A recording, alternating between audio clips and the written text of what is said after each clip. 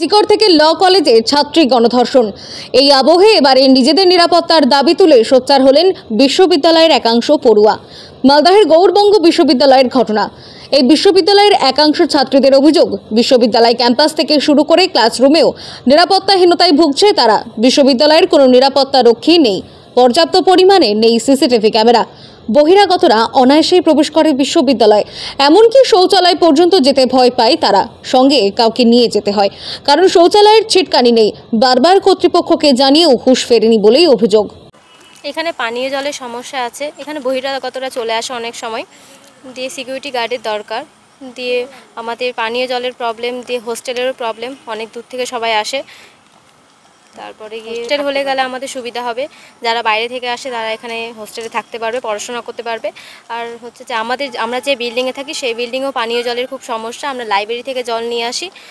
আর এখানে তো লিফটেরও কোনো ব্যবস্থা নেই, আমরা এমনি সিঁড়িতে উঠে যেতে হয়।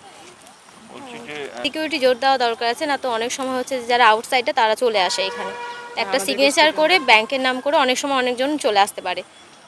হ্যাঁ, আমরা নিরাপত্তার অভাব বোধ করছি।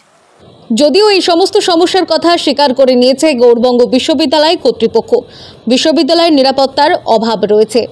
ছাত্ররা যে আপনাকে বলেছে যে জলের প্রবলেম আছে এবং নিরাপত্তা রক্ষীর প্রবলেম, আমি ছাত্রদের সঙ্গে সহমত।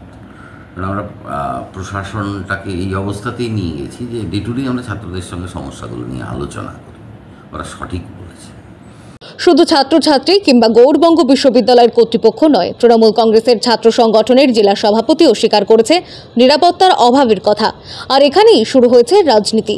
বিজেপির অভিযোগ, বিশ্ববিদ্যালয়ের ছাত্রছাত্রীরা আতঙ্কে ভুগছে। কসবার মতো ঘটনা এখানে ঘটবে না তো?